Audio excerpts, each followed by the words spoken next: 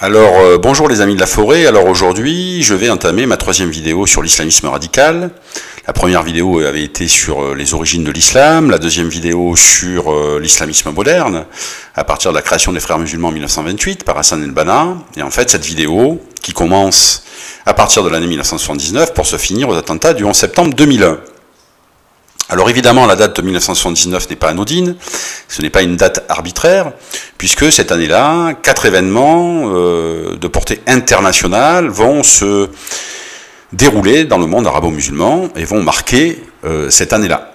Alors c'est d'abord la révolution islamique en Iran, qui va mettre l'ayatollah Khomeini au pouvoir pour imposer une république islamique, au détriment évidemment du régime du Shah d'Iran, qui va devoir s'enfuir en fait du pays, et qui était l'allié des Américains. On peut s'étonner d'ailleurs que cet allié indéfectible des USA ait été lâché par Jimmy Carter, surtout pour voir arriver à Téhéran un régime islamique extrêmement anti-américain.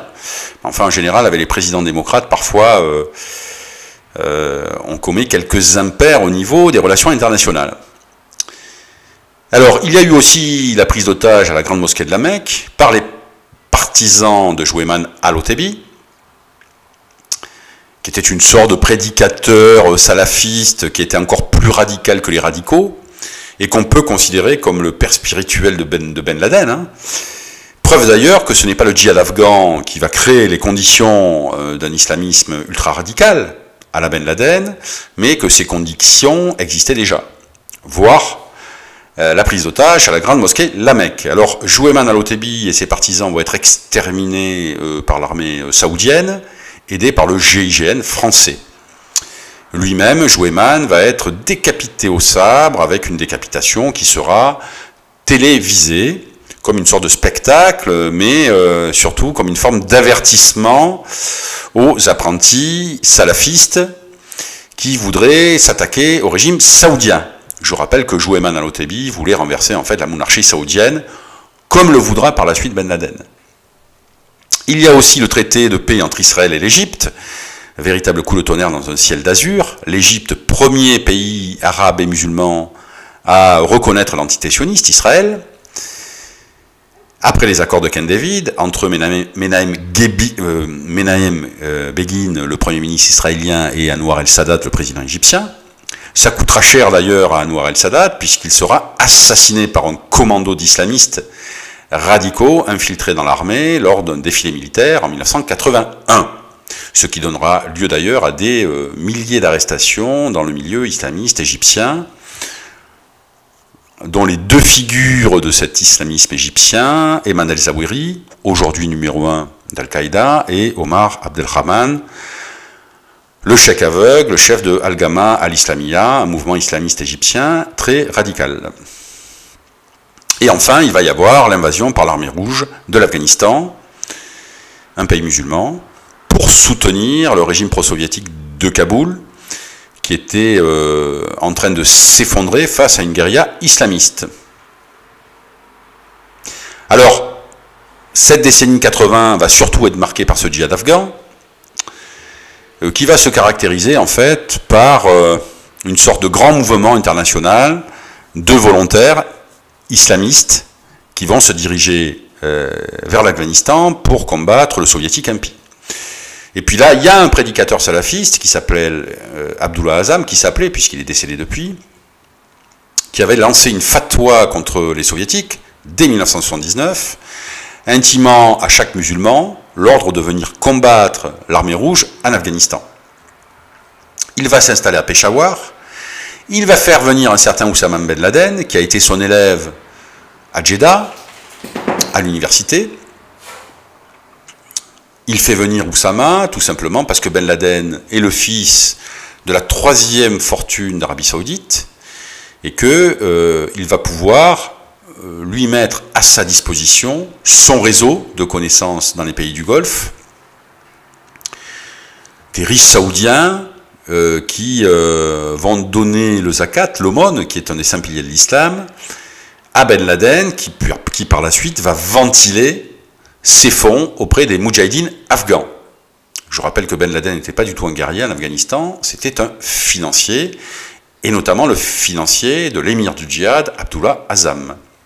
En 1984, Azzam va créer le bureau de recrutement avec la bénédiction de la CIA pour s'occuper notamment des volontaires internationaux qui étaient venus en Afghanistan pour combattre les soviétiques. Alors, le nombre de volontaires djihadistes qui sont venus en Afghanistan, Jason Burke, qui a écrit un très grand livre, Al-Qaïda, la véritable histoire de l'islam radical, estime à peu près le nombre de volontaires entre une fourchette de 15 à 30 000 djihadistes qui vont affluer en fait au Pakistan et qui vont être en partie financés par les Américains via l'opération Cyclone. Al-Qaïda va être créé en 1987-1988, mais à l'époque, ce n'est pas un mouvement destiné à combattre les Occidentaux, c'est plutôt un mouvement un peu informel qui a été créé pour pérenniser l'esprit du djihad. Puisque je rappelle que les Soviétiques vont partir d'Afghanistan en 1989, et qu'Al-Qaïda, en fait, était là pour continuer cet esprit djihadiste, mais au niveau international. Al-Qaïda a été fondé notamment par Ben Laden et par des Égyptiens, notamment Ayman al-Zawahiri. Ayman al-Zawahiri qui a été l'idéologue en fait dès le début d'Al-Qaïda, alors que Ben Laden était la tête de gondole, qui est aujourd'hui le numéro 1 d'Al-Qaïda, et qui à l'époque avait mis la main sur Ben Laden et s'était opposé violemment à Abdullah Azzam, l'émir du djihad, qui était son concurrent.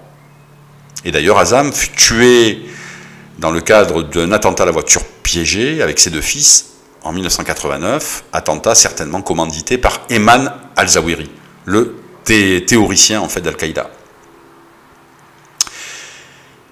L'islamisation des mouvements de résistance va aussi se distinguer avec la création notamment au Liban du Hezbollah en 1982, qui est un mouvement chiite, qui a été financé par la République islamique d'Iran, mais on va constater aussi l'islamisation de la résistance à l'État d'Israël, avec la création du Hamas en 1987, qui est un mouvement d'islamistes, qui va être le concurrent en fait du Fatah nationaliste de Yasser Arafat et du FPLP marxiste.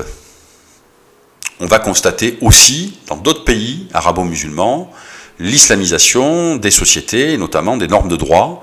Ça va être le cas au Pakistan, au Soudan, et même dans l'Égypte d'Anwar el-Sadat, puisqu'en 1980, dans la constitution égyptienne, il y avait une référence à la charia. Alors, à la fin du djihad afghan, les soviétiques sont partis en 1989, mais le djihad a un peu continué jusqu'en 1992, notamment contre le gouvernement de Najibullah, qui était toujours aidé en fait par les soviétiques, puis après par les Russes. Malgré tout, tous ces djihadistes internationaux, ces volontaires internationaux qui étaient venus combattre l'armée rouge en Afghanistan, après le retrait des soviétiques, après la fin du djihad afghan, vont rentrer dans leur pays pour aller diffuser cet esprit djihadiste. Et notamment en Algérie, après l'arrêt du processus électoral en 1991, par les militaires, pour éviter que le FIS, le Front islamique du salut, mouvement islamiste radical, arrive au pouvoir, des groupes islamistes comme les GIA puis le GSPC vont prendre les armes contre l'État FLN, souvent commandés par des anciens d'Afghanistan. Et il va y avoir une guerre civile atroce qui va durer globalement jusqu'en 2002-2003. Ce conflit algérien va s'exporter en France aussi, avec, je le rappelle, le détournement de l'avion d'Air France Alger-Paris en 1994. Les terroristes s'étaient arrêtés à Marignane, l'aéroport près de Marseille, et avaient été neutralisés par le GIGN. Je mettrai la vidéo dessous. Il y avait eu aussi les attentats de Khaled Kelkal, un jeune de banlieue, qui était piloté certainement par les GIA algériens, qui avait fait plusieurs dizaines de morts et centaines de blessés, et qui avait été neutralisé en 1995 par la police française. Je rappelle aussi que des anciens de Bosnie, qui avaient participé notamment à la guerre, dans le cadre de la guerre civile de Yougoslavie, aux côtés des forces bosniaques. Je rappelle que la Bosnie était une région majoritairement musulmane et qu'il y avait une unité d'islamistes radicaux qui a combattu dans cette guerre de Bosnie. Et deux Français, Lionel Dumont et Christophe Caz, deux convertis à l'islam radical, avaient combattu dans cette unité d'islamistes radicaux.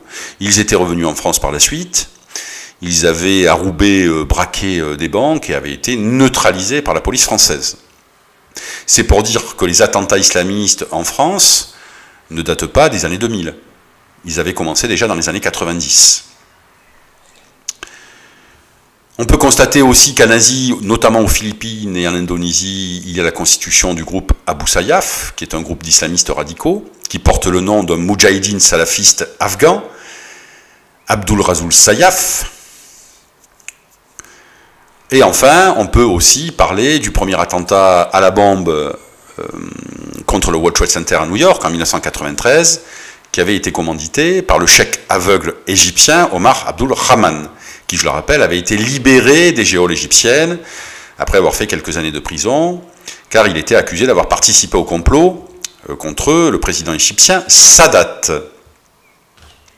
Omar Abdelrahman a été arrêté en 1993, il a été condamné à la prison à perpétuité, il a fait sa peine à la prison de haute sécurité à d'Aix-Florence et il est décédé en 2017.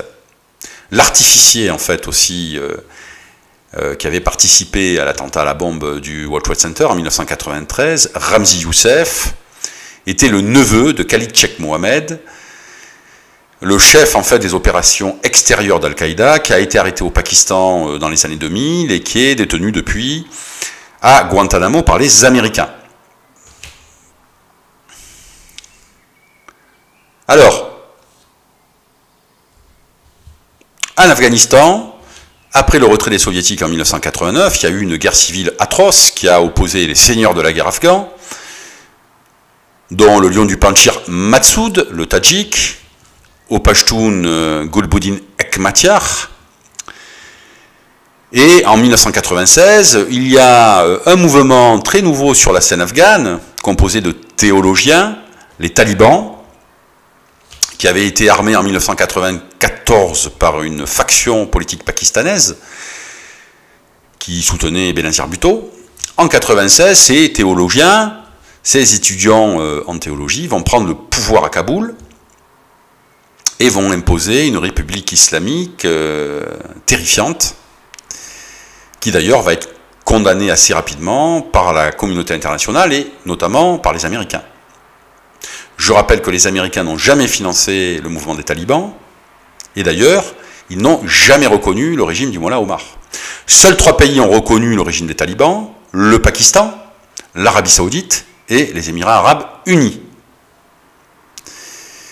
Ce nouveau régime des talibans va accueillir dès 1996 un certain Ben Laden, qui avait fui en fait le Soudan, parce qu'il était un peu recherché par les Américains. Et ce Ben Laden, en 1996, il va éditer une fatwa contre les Américains, appelant tous les musulmans du monde entier à s'attaquer aux intérêts américains. Donc évidemment, le gouvernement américain va faire pression sur le gouvernement des talibans pour chasser Ben Laden, qui va réitérer sa fatwa contre les Américains, mais aussi contre les croisés et les juifs en 1998. Et cette même année, en 1998, il va y avoir les 2 attentats à la bombe contre les ambassades américaines au Kenya et en Tanzanie, qui vont faire des dizaines de blessés et de morts. Attentats revendiqués par Al-Qaïda, et le président Clinton, à l'époque, le 20 août 1998, va lancer l'opération Infinite Reach, qui va consister à bombarder les camps de Ben Laden avec des missiles Tomahawk en Afghanistan.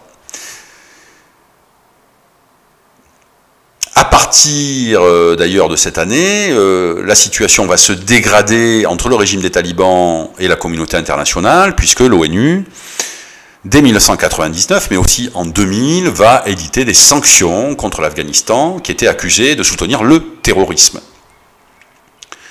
Donc les relations entre Ben Laden et l'Afghanistan ne vont pas être découvertes en 2001, lors des attentats du 11 septembre, elles ont commencé en fait dès 1996. Avec des fatwas lancés contre les Américains par Ben Laden en 96 et en 98, et des attentats contre les intérêts américains commandités par Al-Qaïda. Je pense que si c'était George Bush qui avait été président en 1998 des États-Unis, il est fort probable que l'armée américaine aurait déjà attaqué l'Afghanistan pour débusquer Ben Laden. Alors en conclusion, on peut dire que la séquence 1979 à 2001 illustre le succès de la stratégie saoudienne de diffusion de son islam salafiste via ses pétrodollars et la Ligue islamique mondiale dans le monde entier. Alors au-delà de la création d'États islamiques comme en Afghanistan, on a pu constater aussi l'islamisation des sociétés arabo-musulmanes, notamment avec l'application de la charia dans le droit de certains pays, je pense au Soudan, au Pakistan et même en Égypte, ou l'apparition de mouvements islamistes comme le Hamas en Palestine ou le Hezbollah au Liban. Mais le Hezbollah, ce sont des chiites, sous tutelle de la République islamique d'Iran. Ils n'ont rien à voir avec les sunnites qui sont, eux, évidemment, financés par les Saoudiens. Mais on voit qu'il y a eu une islamisation, en fait, dans le monde sunnite et dans le monde chiite. Mais ces groupes salafistes d'ultra-radicaux, en fait, vont bientôt déborder un petit peu leurs mentors saoudiens, comme avec les talibans en Afghanistan, qui ont certes été financés par Riyad et Islamabad, mais qui sont devenus rapidement incontrôlables. Et qui ont, en dernier ressort, accueilli Oussama Ben Laden, qui a commandité les attentats du 11 septembre 2001. Voilà, je vous remercie, à bientôt.